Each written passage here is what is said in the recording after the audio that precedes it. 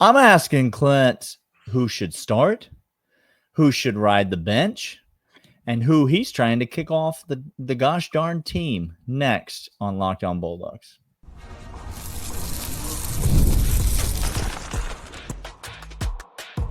You are Locked On Bulldogs, your daily podcast on the Georgia Bulldogs. Part of the Locked On Podcast Network, your team every day. Welcome back, everybody. This is Locked On Bulldogs, part of Locked On Podcast Network, your team every single day. He is Daniel. I am Clint. Together, we are Locked On Bulldogs. Sure. Your team every single day, your number one source of the best fan experience you could possibly imagine for your Georgia program. Today's episode brought to you by Game Time. Download Game Time app today. More on them in a moment. GameTime.co. Hey, very first listener. When you wake up and you got to get this podcast in, we appreciate you. Every day, we appreciate you. And listening all the way to the third segment, we appreciate you guys. We are going through this offseason, and Daniel, we have blown past the eight number in the tens digit, and we're down to the 7 in the tens digit. 70 some odd days of days remaining. Yep. Until we got football on the television. And until then, we're going to be asking each other questions every single week, every single day. We're going to get on here. We're going to say, hey, what about this? What about this? What about this? We're going to hit topics from coaching, from strength and conditioning, all the way through. It's going to be quite wild and quite unique what we go through. And we're glad you're here for it. You should be here for it because you love UGA. Daniel's going to start us off today and be asking me a question about roster management like I have any competency whatsoever. Basically what he's saying is, hey, Clint, for a hot moment, become the average UGA fan that thinks he knows more than Kirby Smart. That's what I was going to say. Channel your inner Georgia fan. I want you to put on your hat that says run the damn ball. Yes. And I want you to get ready to curse Mike Bobo. I want you to get ready to complain about the backup quarterback not getting more reps. If he would have just started Justin Fields, we could have had another national championship. Everything would have been fine. Would have been fine. All right. We're going to play a little game of start bench cut. Okay. So I'm going to name 3 guys. Now, all of them are going to be starter caliber players. I'm not going to bury the lead for you. Okay. But we're going to play a hypothetical scenario where you're only able to start one of those players. One of those players is able to come off the bench for Georgia. And we're going to make sure that we're a little bit nuanced in this. Like, can't just be like, oh, he sits out the first play of every game and then he plays. He gets bench player minutes. Snap count is representative of a bench player, right? Contributor, but not a starter. Yeah. And then you're gonna have to cut one of them. You're gonna have to remove them from the team entirely. And so we're gonna go on the offensive side of the ball. Okay. And I'm gonna keep it very straightforward with you. I'm gonna give you Micah Morris. Okay. I'm gonna give you Zachariah Branch. Oh no. And I'm gonna give you Oscar Delp. And I need one of them to be the starter. I'm going to need one of them to ride the pine. And I'm going to need one of them to be removed from the football premises. All right, let me do as we always do with this podcast. Let me bring you into the inner sanctum that is inside my skull. Talk it through. Let's talk her through. Let's process it. By the way, happy late Father's Day to all of you who are listening. Your boys are enjoying Father's Day on this recording session, so welcome in. Let's talk it out. All right. Immediate reaction. I listed Micah Morris as the most not talked about Georgia player last week who should be being spoken about because of the importance and impact he's going to have on the team, Daniel. Yep. You did. Now, Micah Morris, there's kind of 2 ways I'm looking at this. One is skill of the player. Secondly, depth at position that they are currently at. It's the easiest thing in the world, right? You got to think about those 2 things. Okay. So break it down for me. Offensive line depth is a giant, humongous, overinflated, helium-sized blimp of a question mark. We don't know. We don't know a damn thing outside that one of our starting tackles was not good enough to finish the game on which he started in a playoff environment. That's what I do know. Let's you and me play a little sub game here where we go back and forth, we ping pong it, and we take turns naming an offensive lineman we very much definitely trust to be good. Okay? Great. Here we go. Okay. Do you want to go first? I am going. I know. First. Oh, so what you're Okay. saying is okay. Now it's my turn, Daniel. Let me Yep. take the floor now.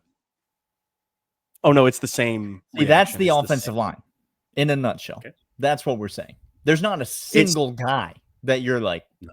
nah, that guy is good. They could be. They could be a great unit by the end of the season. Absolutely. We might have 6 or the 7 potential. guys. But right now, we don't know. Mhm. So for that, I could go, well, Micah Morris is just one of those dudes. Let's see who else we got. Let's see Absolutely. Let's see Merriweather. Who else is back there that we can go Sure. ahead and get. So it doesn't really matter if we're saying huge question marks, but I don't think I go there. I think Micah Morris has shown the experience and the snaps that he's already had. He's the most senior on this offensive line. I think he is the most reliable. I said he could have a Solomon Kinley type impact on this offense. Big shoes. Big shoes to fill. Literally and figuratively. Correct. Okay. Zachariah Branch, another notable position, which we have less question mark, more depth on this. You look at the rest of the guys, we have a whole brand new batch, but guys who have had proven track record. Noah Thomas, proven track record in the SEC at Texas A&M, catching touchdown passes. London Humphreys, being a contributor and somebody who we wanted to see more of as the season goes on. Colby Young, what we saw out of him before that whole fiasco took place, which again has been proven to not have been factual in any sort of regard. He's back. So on one token, and then we have 2 freshmen coming in who are all world beater 5-star kids. So on that, I'm like, well, is he really needed on that? That's cut him loose. Oscar Delp, only known commodity, I would say, within the tight end group. Lawson Lucky, who knows? Right now, had some flashes for sure. Lawson Lucky did. Some flashes. He did, but not enough consistency. All right. However, for me, the order I had just processed them is the order I'm going to start, bench, and cut. Ooh. I am starting Micah Morris. I cannot envision a offensive line room that does not have Micah Morris in it. I feel strange about this. This is. I know. I need trenches, Daniel. I need trenches. I need Micah Morris is start. Secondly, Branch, y'all. I'm excited. I'm excited for the speed, for the absolute lightning in a bottle that he creates in this offense.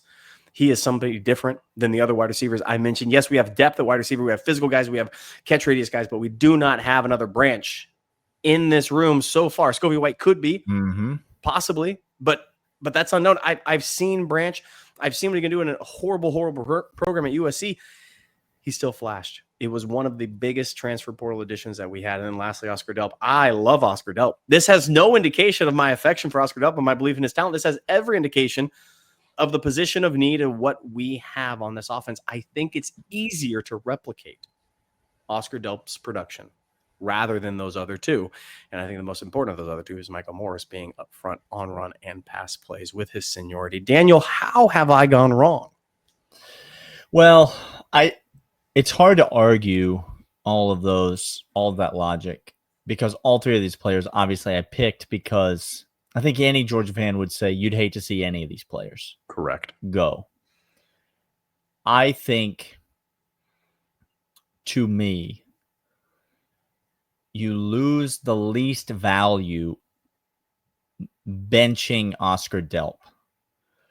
And so I would put him on the bench because I think he can still contribute to the team nearly just as much. I know the run blocking is an undervalued aspect to his game, and so the run game is going to suffer if Oscar Delp is coming off the bench.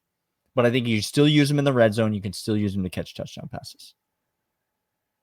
I'm going to make a statement here. I don't know that Georgia's offense can survive this year without Zachariah Branch. I don't know that I think there's a lot of optimism around the UGA offense. From me, from a lot of people. This is wild. There's a lot of optimism around the receivers. I'm just telling you, the run after catch is different. We know that. We've seen that. It's different. Georgia hasn't had it in a while. No. And I think Georgia needs it in a big time way this year. I'm going to trust some of those young offensive linemen to step in, like you said. So that would be my order. It's a tough call, though. We got more questions. We got more topics that we are going to discuss. And Clint and I will be back doing so right after these. And these are, in fact, Game Time. Daniel, Game Time's fantastic. We love them. I know you know love that. them because the NBA playoffs is heating up. This man said Pacers in 6, and I laughed him off the show. And then what had happened? Turns out this man may know a thing or two. He continues to amaze me after all these years. Yeah, after all these years. Game Time gets you in the action. NBA playoff, buzzer beaters, fan losing their minds. It's all kind of atmosphere. And in Game Time app, the prices actually drop off closer to tip off with last minute killer deals, panoramic views, and surprise fees for everything you need to get inside the stadium or the venue that you want to see. I love that we can see the exact view before we buy our tickets. No surprises whatsoever. Take the guesswork out of buying tickets with Game Time. Download the Game Time app, create an account, use promo code LOCKEDONCollege, $20 off your first purchase. Terms apply. Again, create an account, redeem code LOCKEDONCollege, $20 off. Download the Game Time app today. Last minute tickets, lowest price, guaranteed.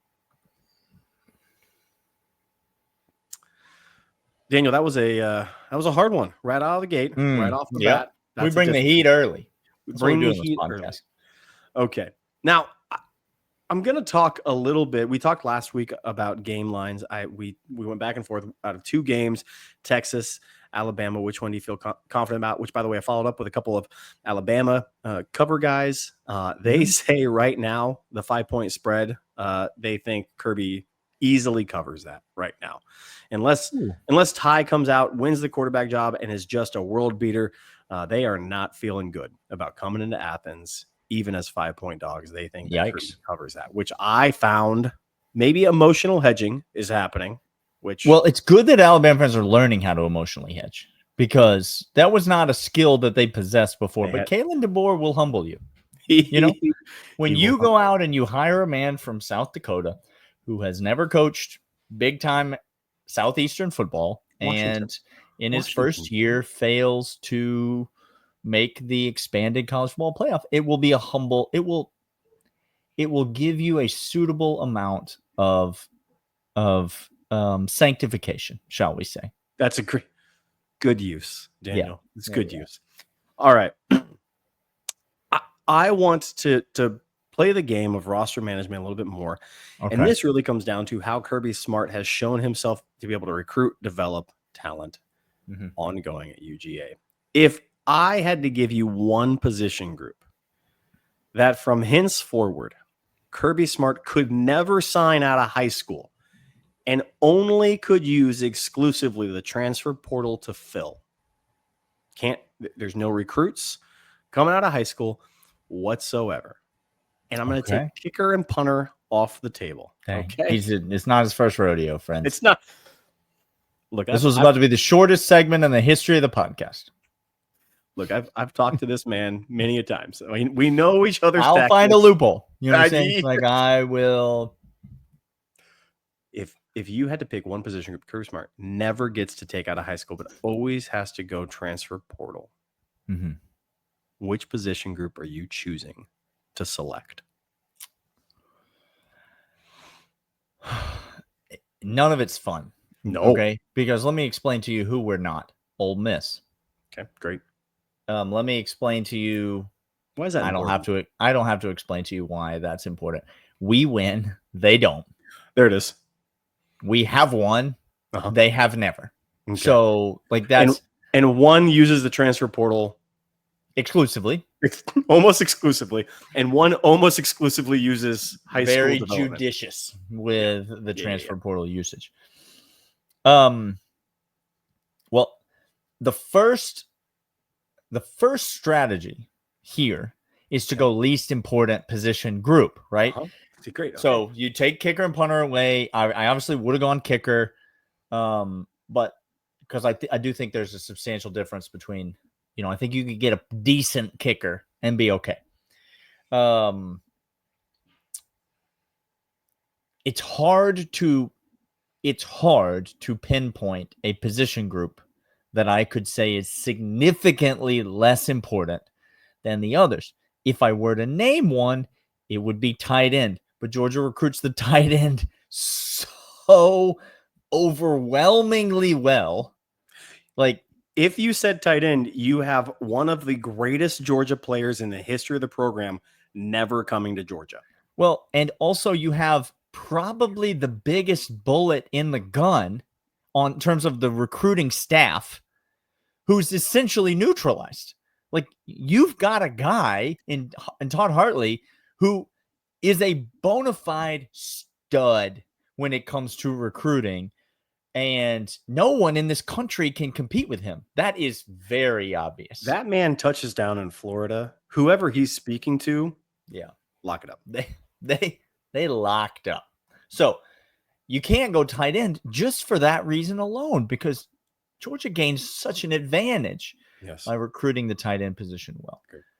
So the other strategy is, the other way to look at this coin is, what position group has Georgia had the most success? Here we go. Recruiting out of the transfer portal. Here we go. And friends, you're not going to like this answer, but it is the wide receiver, and it is not close. I will admit that I'm doing some speculative work in terms of this season's production from guys like the aforementioned Zachariah Branch, who I literally just said the Georgia offense cannot afford to be without, and guys like Noah Thomas. But we've already seen work from London Humphreys. We've already seen work from Colby Young. We've already seen work from these transfer wide receivers in the past who have come into Georgia and have had a big time impact on the program. Could we get away with exclusively recruiting receivers out of the transfer portal? I don't know. I wouldn't love it. Georgia has had some under James Coley. Georgia has had some newfound success recruiting the high school wide receiver ranks, right? CJ Wiley and Talon Taylor are two exceptional talents, both coming to Georgia. From all indications, the wide receiver recruiting is trending up. But I still think that's the direction I'm going to go, because listen to me. You can't give up recruiting 5-star quarterbacks. Okay? You can't give up recruiting running backs. You can't go exclusively running back out of the portal. Good God, offensive line is a non-starter in this conversation. Defensive line, a non-starter in this conversation. Non-starter. Georgia recruits linebackers better than any program has ever done anything in the history of the world. Correct. And you can't rely on transfers at safety or corner as much as you might think. I mean, if you gave me like star and you allowed me to limit it to just star, I would probably take that, because you could get by with just one position. But if you have to go safeties or corners, like, that's just too much. It's too much work. I think I'd go wide receiver. Daniel, to your point, the starting three projected right now wide receivers did not sign with Georgia out of high school. Okay. Point one. So it's likely Kirby philosophy already. Yeah. Point two. I think your second backup is the next most logical conclusion, which is one safety or two. If you look at Kirby Smart, our success after Richard LeCount, when the transfer portal opened, was to take one homegrown talent and partner them up with a transfer portal addition back there in the safety group. We've seen that a couple times. We see depth being added. Maddox, Branch, a couple of guys coming in this year. Oregon, it's interesting because I think Dan Lanning has this philosophy with quarterbacks at Oregon. He's going to transfer portal quarterbacks in and build the rest of the roster from the ground up that way. Yeah. I'm nervous for you, Dan. I'm nervous for you in that philosophy. I don't think it could last. I think it's a good system in the short term. I don't think it's a good system in the long term. I think you're right, Daniel. It's wide receivers, because to come to Georgia as a freshman, uber talented wide receiver, and have to do the things that Kirby necessitates. We joke about it all the time. If you can't stock block a DB downfield 15 yards, you will not see the field as a wide receiver at Georgia. Period. Whoa. An 18-year-old kid who has been getting all the glitz and glamour all his life playing wide receiver from Miami. It's a tough sell. It's a tough sell. Okay. But after a couple of years of losing and you really hating it, maybe you go, I can learn how to block. Whatever they're doing over there, I'll be a part of that. I'll be a part of that because the best wide receiver in the AFC is Ladd McConkey. And he seemed to be having success over there.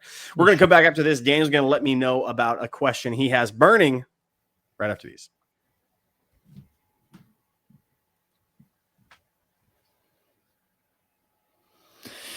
Well, Clint, welcome to the third segment. We made it here. It feels nice. It feels warm. We feel at home. I feel warm. I don't know if you feel warm, but I always feel warm. It's like a warm blanket. This third segment, it just feels right to me. I'm gonna go to a question, Clint. Okay. It's a tale as old as time. It's a question as old as college football. Okay. And you mentioned it's funny that you mentioned you in the second segment, but with a reference to Ladd McConkey. I did. Because the thing about being a college football fan, and you and I are both football fans, but there's a difference between a football fan and a college football fan. And there is. We are college football fans. Like, this is our sport. Yes. Okay. The NFL, it's a great little distraction on a Sunday. If it's a Sunday afternoon, somebody has it on, and I'm falling asleep to it. I won't be mad about it. I'm not gonna be mad. No. But I'm always gonna go play golf rather than watch it. Correct. Right? Don't ask me on a Saturday in the fall. Don't ask me to tee it up. Okay? That's a you problem. If you need me, stop needing me. There it is. That's the advice I could give you. But the thing about being a college football fan is that we get to watch these players come through Georgia, and then we get to watch them continue their careers for often many years to come. Okay. And I'm going to ask you this question heading into the 2025 season. It's a question we've asked many times in many different years. Great. If you could take a former Georgia football player in his current body, in his current skill level, not at his peak. No. Currently. If you could take a former Georgia football player in his current state and drop him right into the mix of the 2025 Georgia Bulldogs, and I made you bet every dollar you own that Georgia was going to win the national championship this year, who gives you the best chance at cashing that bet? So it's not who do you want nostalgically to see in the red and black. Correct. I'm talking about I want a national championship this year, and I need a guy who used to play at Georgia to come back for 1 year to run it back. And you got your house riding on Georgia winning the national championship. You about to have the worst Father's Day imaginable next year when you move them kids out onto the streets. Okay. Before you added this piece, I was going to say I know what's going to up my enjoyment beyond belief. Right. This is why I had to do this. Yeah. As well as I think elevate the team up to a new stratosphere, and that's Roquan Smith. Come on down, you suit back up. Can you imagine what would happen when he intersected with a college running back?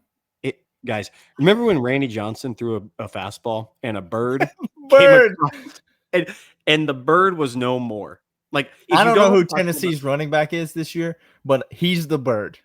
Okay. If you don't know what I'm talking about, Roquan Smith ain't the same he ain't the same dude he was at Georgia, dude. Like, that guy, he's the best linebacker in the NFL, dude. Is bulked. Like, I'm talking about, he has put on some mass since his playing days at Georgia. Like, that dude is thick, and he comes with bad intentions. He's got the same speed he always had. So you're really going to add Roquan Smith to the most stacked position group in the history of Georgia's program?